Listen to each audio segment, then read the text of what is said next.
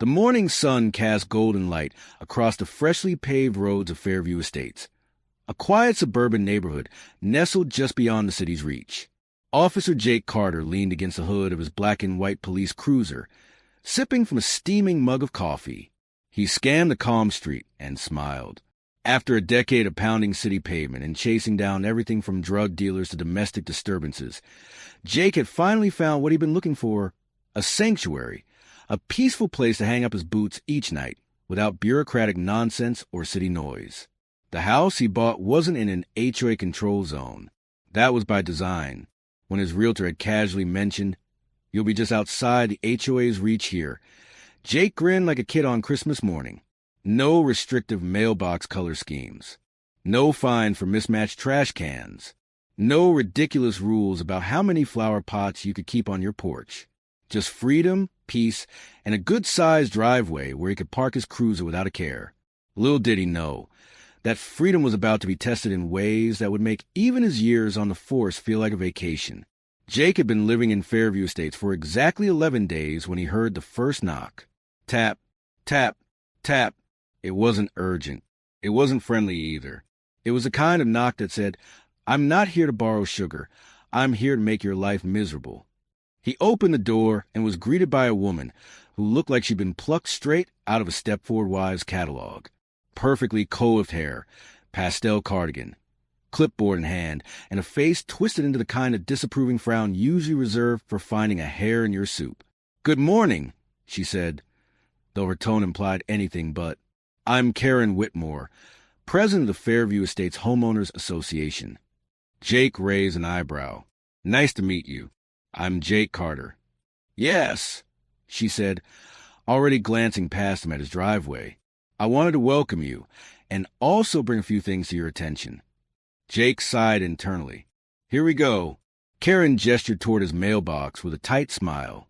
"That mailbox, it's not compliant with our community aesthetic guidelines."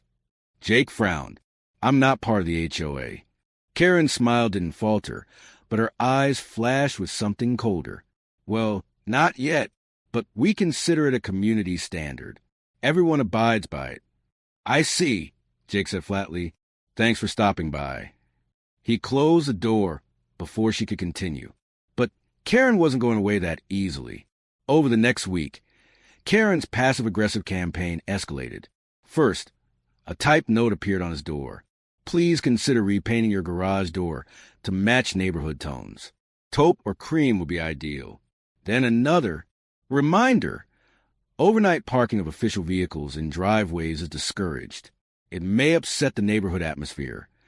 And then, inexplicably, "Your porch light is too bright. Please consider a softer wattage." Jake chuckled at each new note, tossing them into his kitchen drawer like bizarre little trophies. But by day 14, it wasn't funny anymore. Karen began sending HOA violation notices, despite Jake not being a member. She had no legal ground, but she acted like a sheriff in a one-horse town, hell-bent on bending reality to her rules. Jake tried reasoning with her once more. "You understand I'm not under your jurisdiction, right?" he asked as she dropped another letter in his mailbox. Karen crossed her arms. "Technically, your property isn't, but if you want to be part of this community, you should respect its standards." Jake stared at her, incredulous. "You know I'm a police officer, right?" Karen sniffed. "I don't care if you're the mayor. This is a neighborhood, not a police station." He laughed. "You're welcome to call the city and file a complaint. But I promise it'll be a short call." Karen's eyes narrowed. "You'll regret that attitude."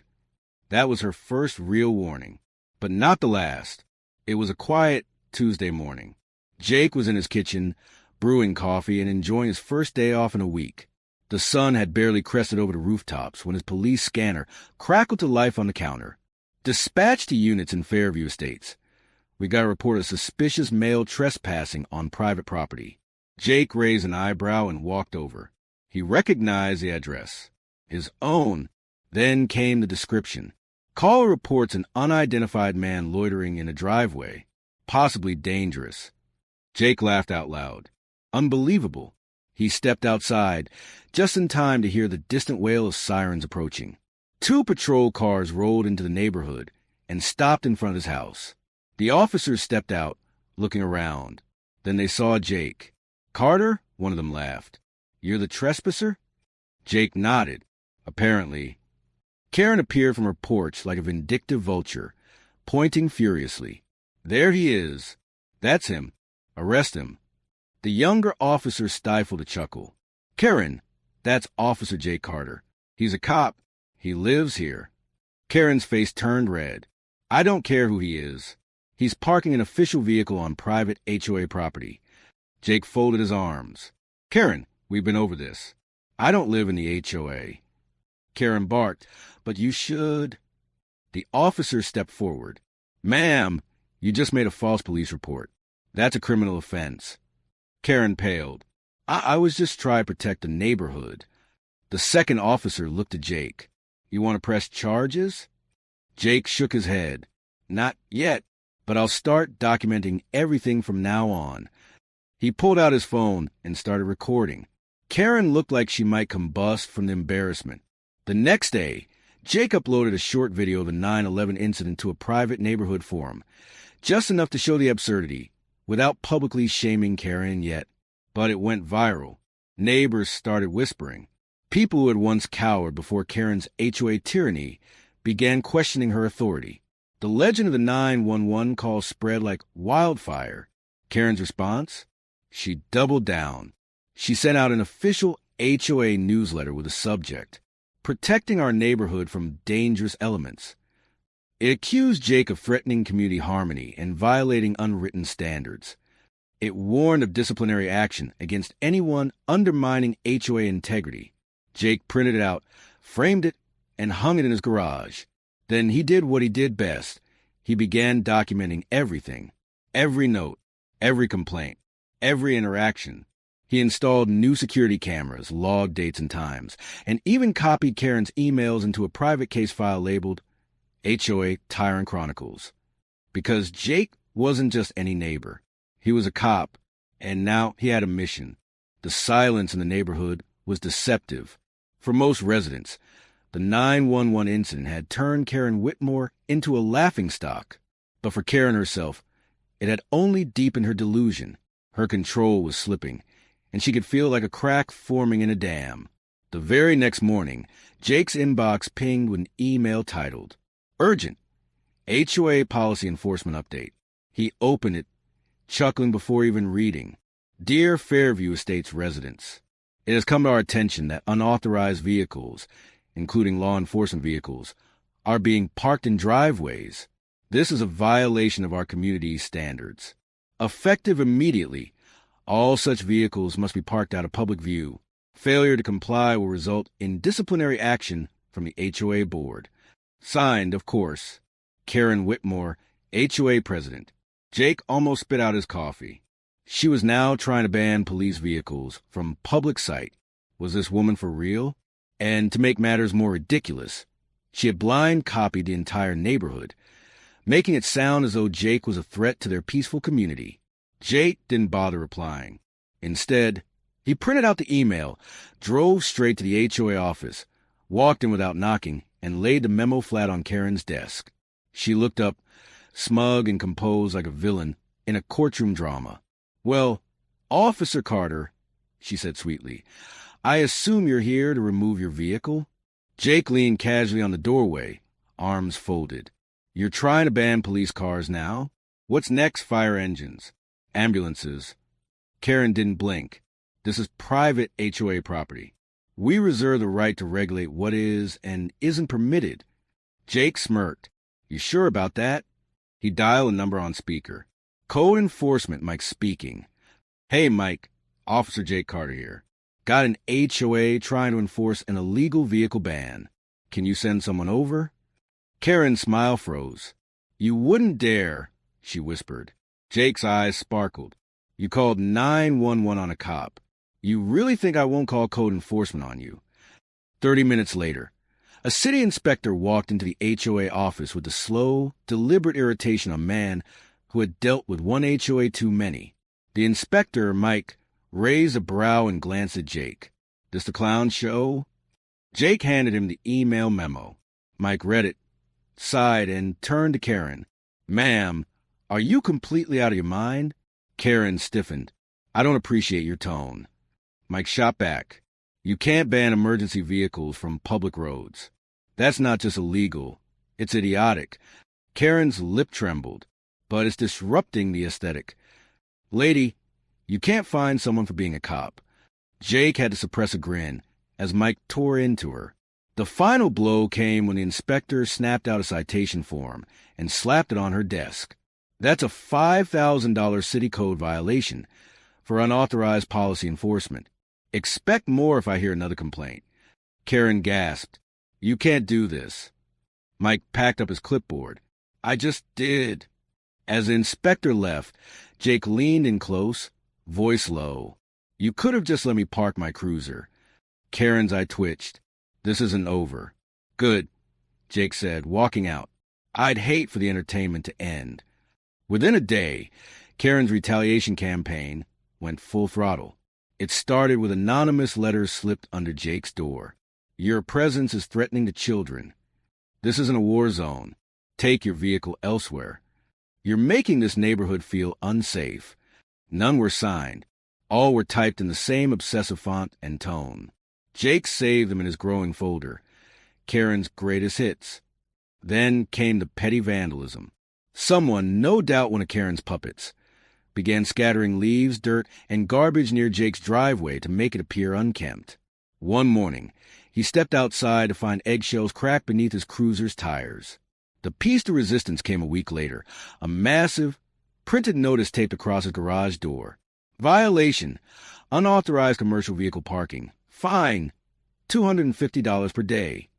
Jake peeled it off, turned to his porch security camera, and gave a sarcastic salute.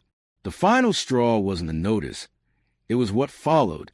Karen's loyalists, emboldened by her behind-the-scenes whisper campaign, began sending concerned emails to the HOA board claiming Jake was creating an unsafe environment, as if a police officer living in the neighborhood was somehow a threat.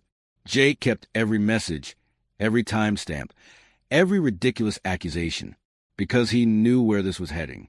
When eggshells and anonymous hate letters didn't work, Karen pivoted to a new tactic, weaponizing city bureaucracy. Jake received a noise complaint about sirens from his cruiser, despite never activating them off-duty, a zoning violation notice for operating a commercial business from home, because apparently being a cop was now a business, a code enforcement alert claiming his fence was 1 inch too tall. It was laughable and infuriating. Jake immediately filed public records requests with the city. He wanted to see the original complaints. When the documents arrived, he smiled. Every form, every complaint, every notice. Same loopy cursive handwriting.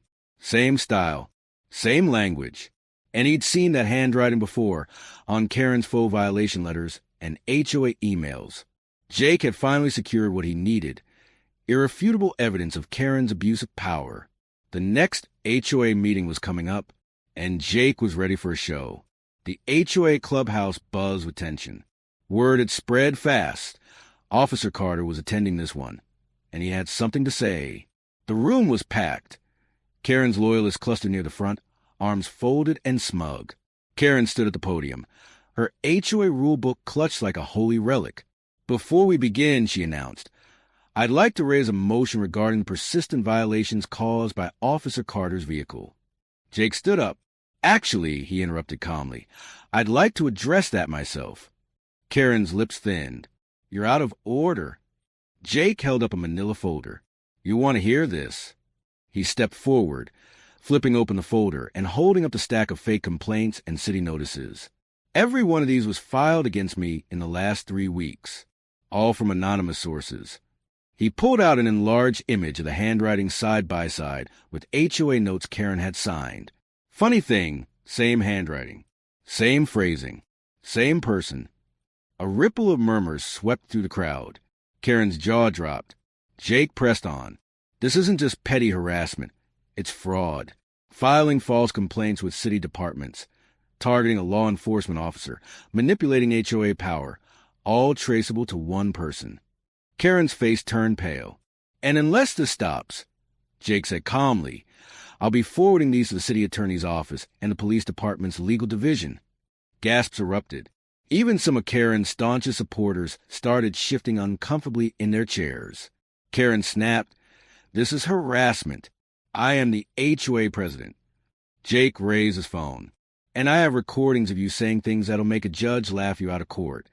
The board members exchanged glances. One, a nervous man named Tom, stood up. Maybe we should review these materials privately?" Jake smiled. "You do that, but you should also ask yourselves, is Karen really who you want leading this community?" Karen's voice cracked. "You'll regret this." Jake turned away, calm and confident. "No, Karen," he said over his shoulder. "You will." Jake had barely returned home from the HOA meeting when the next storm rolled in, one he didn't see coming. It was late afternoon. He was halfway through writing his official complaint summary for the city attorney when he heard the unmistakable sound of a diesel engine idling outside. He glanced through his front window, and his jaw clenched. A tow truck was backing into his driveway.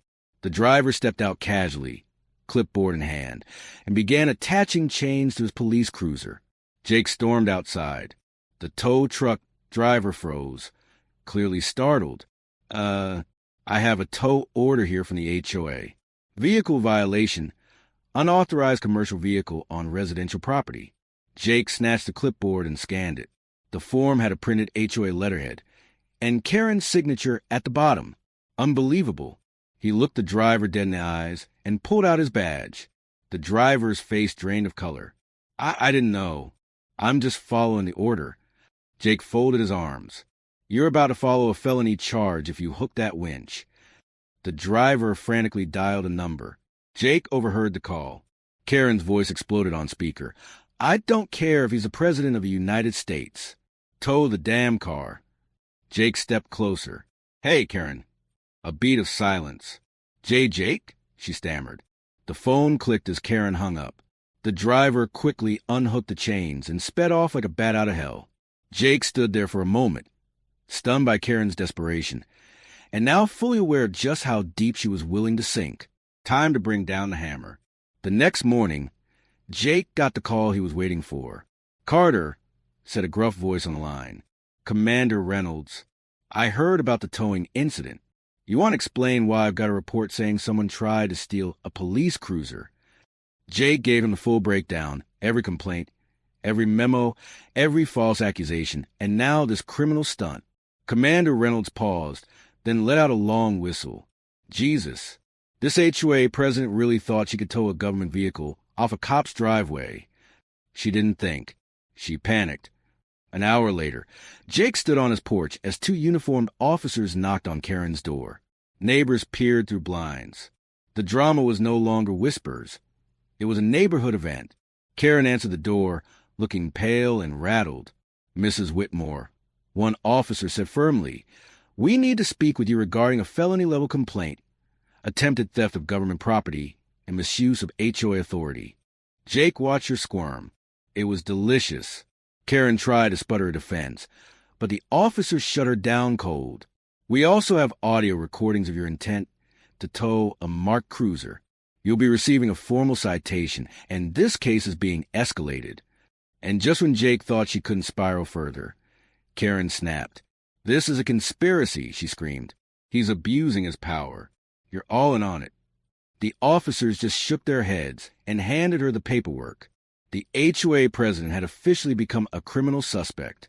Jake sipped his coffee and waved at her as she slammed her door in fury. That night, a special emergency HOA board meeting was called. Jake didn't even have to attend this time. The dominoes were falling perfectly. The board, already shaken by the fallout of the last meeting, and now the criminal investigation, took decisive action. Tom, the once timid board member, stood at the head of the room. Due to multiple legal violations, including abuse of HOA authority and pending felony investigation, we are officially voting to remove Karen Whitmore from her position as president. Karen leapt to her feet. "You can't do this to me. I built this community." Tom cleared his throat. "Actually, per HOA bylaws we can. And we just did." The vote passed unanimously. Even Karen's former loyalists voted against her. But it wasn't over. Linda, the sharp-eyed board secretary, stepped forward with another bombshell. We've also reviewed 3 years of HOA financial records. Karen, why were HOA funds used to pay for landscaping on your personal property? The room erupted in shocked gasps. And this contractor, he's only ever worked on your house, Linda added, holding up receipts. Karen's face turned ghost white. That's not theft, she blurted. I was beautifying the neighborhood. Linda rolled her eyes. You beautified your flower beds with community money. By the end of the meeting, not only had Karen been removed, she was now facing an internal HOA audit, city fines, and a financial scandal that would follow her forever. Jake, sitting quietly in the back row, simply smiled. Justice had never tasted so sweet. Karen didn't go down without a fight. Within 2 days, she filed lawsuits against the HOA board, Jake, even the city, claiming conspiracy, defamation, and abuse of power.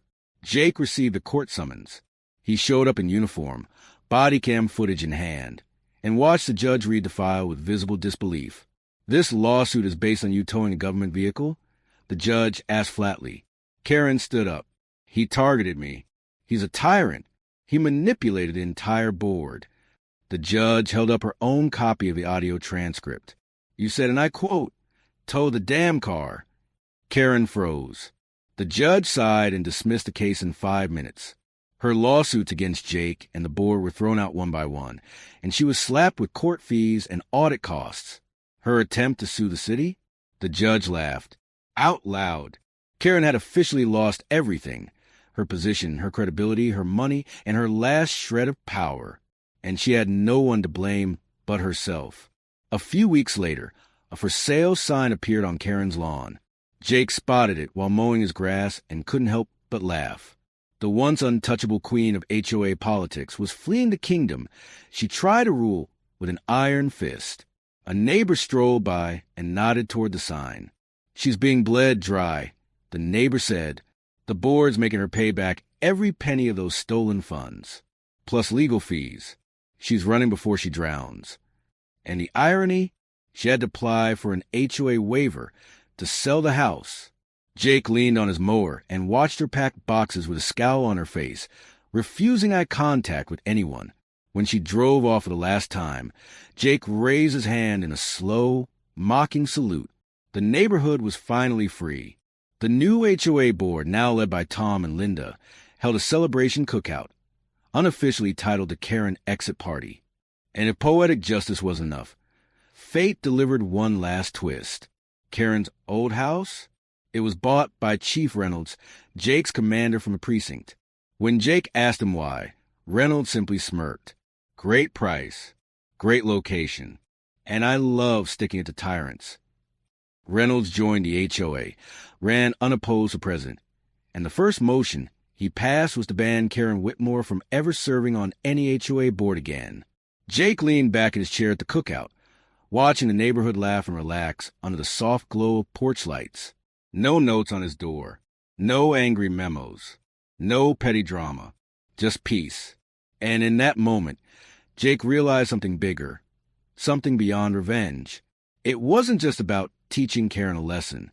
It was about standing your ground against abuse, calling out bullies, and showing that integrity, when paired with patience and strategy, will always win the long game. Karen had played a petty power game. Jake had played chess. And now, the king had taken the queen. Game over.